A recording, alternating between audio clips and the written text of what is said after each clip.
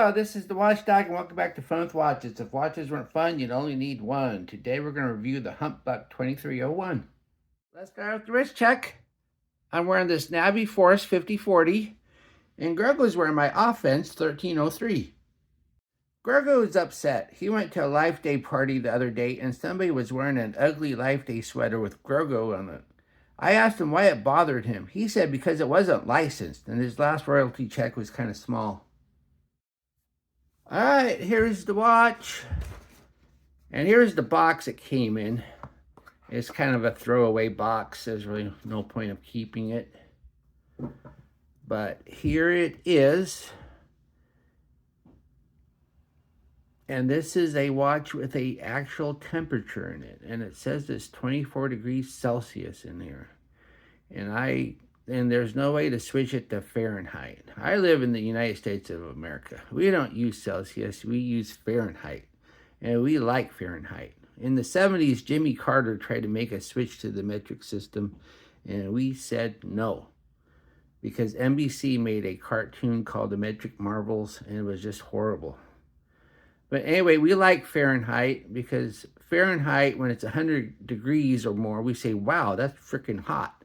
And if it's 0 or less, we say, wow, that's freaking cold. So it's just easy for us.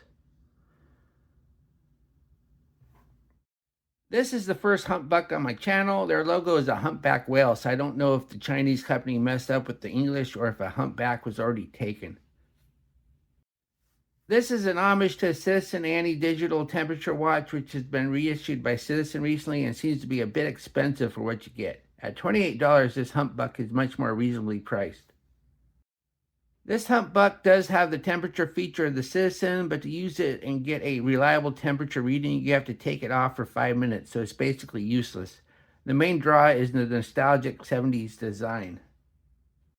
This watch comes in quite a few colorways, but I'm going to only show you 2 others, as the rest of them have Star Wars theming, which I doubt is actually licensed, so I refuse to show it. If you don't like the yellow gold tone I chose, there's a rose gold tone with a brown dial. There's also an all black model. The watch is 33 millimeters wide. It's 42.3 millimeters lug to lug. It's only 10.3 millimeters thick. Has an 18 millimeter lug width. And weighs 70 grams on the supplied rolled link bracelet. Up top, we have the analog display, and we have the hour and minute hand on the left, and we have the second hand on the right. The hour and minute hand are loomed, and the second hand is not.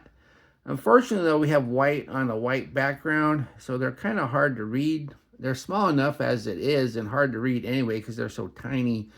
It would have been nice if we had a little bit more contrast. And yes, I know it needs to be white for the Lume, but we didn't need Lume because this has a backlight for the digital display, so you can still read the time in the dark. So we didn't need Lume, plus the Lume's no good anyway.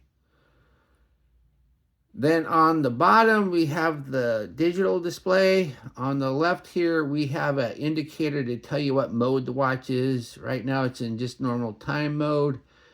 If you click it again, it moves the date of the week and date of the month mode, and then it has the temperature. And as you can see, it's 21.1 degrees Celsius, which is not the temperature of this room. And it's that way because I'm holding it. So to get a reliable, accurate temperature reading, I need to set it down and wait 5 minutes. So once again, if you're wearing this watch and you want to know what the temperature is, you can't just look at your watch. You have to set it down. So it's not very useful at all. You're better off just getting out your phone and look at the local weather report. Then you click it again, and we have the alarm mode. Click it again, we have a second time. And click it again, we have the stopwatch. And I'm not going to go over how to set it. It came with instructions, and you're going to need those instructions because it's not the most intuitive thing in the world.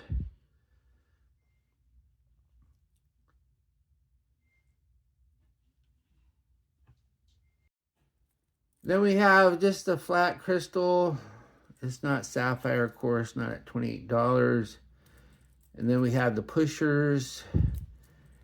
And then we have the case. The case is just a plated alloy. You're not going to get steel in this price either. And then we have the case back.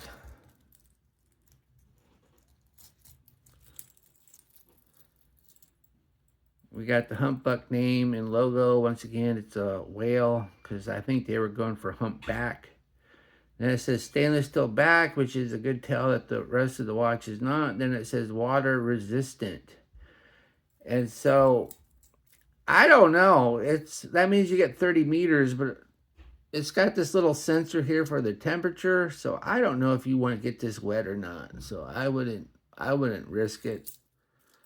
And of course, this is a press on, not a screw down, and it's all smudgy. Let me wipe it off.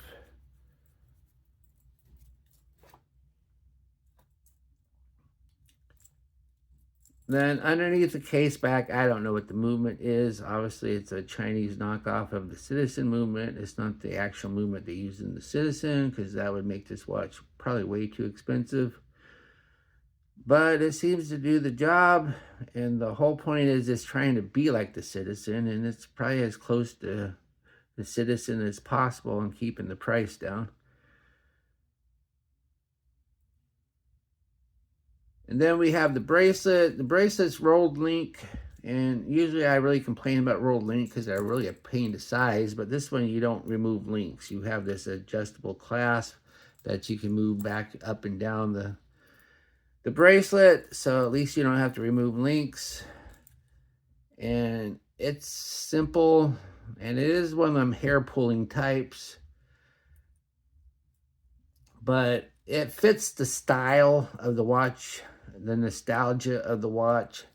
So you really don't want it on anything else, because once again, the nostalgia is basically all you get with this watch. You don't really get a good watch, but you get a very nostalgic watch.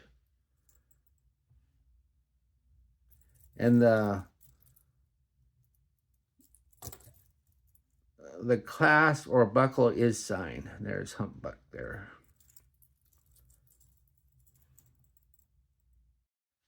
Here's the watch on my 7.5-inch wrist. It looks nice. It wears nice. It wears nice and flat on the wrist. It's light. It's comfortable. And I don't know. It's not pulling any of my hairs. So maybe that was just an assumption on my part. I have about 3/4 of an inch. I can let it out. So about 8 1/4 before you need a new bracelet or strap. It does have an 18mm leg width, but there's not much room. So you're going to have to make sure if you do get a strap for it, it's very thin on the end. Here we are in the Lume room. I didn't even realize the watch had Lume until I showed my UV flashlight on it. It doesn't need it because of the backlight. As we set up the time, we see only the hour and minute hand are loomed, and very poorly at that. I'm afraid if you want to see this watch at night, you'll need to use the backlight because the Lume is pretty much useless. And here's the backlight in total darkness. As you can see, the light is on the right side, and it is not very even, and not the most legible thing I've ever seen. I've seen much better backlights on even more affordable watches than this. What I like about this watch, it's a fun, affordable piece of 70s nostalgia. It's light and comfortable to wear, and the temperature actually works, if not working very well. What are my gripes and groans? Everything is tiny and hard to read.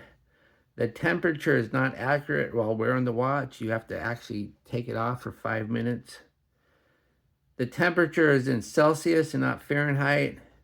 And the backlight isn't very good. Do I recommend this watch? Only if you want a fun, nostalgic piece and don't want to spend hundreds on the Citizen. Of course, I would only recommend one of the colorways I couldn't show. But if nostalgia isn't your thing, it doesn't really have anything else going for it. Because once again, the temperature is pretty much useless. Well, thank you for watching my review of the Humpbuck 2301. And if you like this watch, be sure to use my affiliate link and I'll get a tiny commission. Be sure and like and subscribe to my channel. Bye.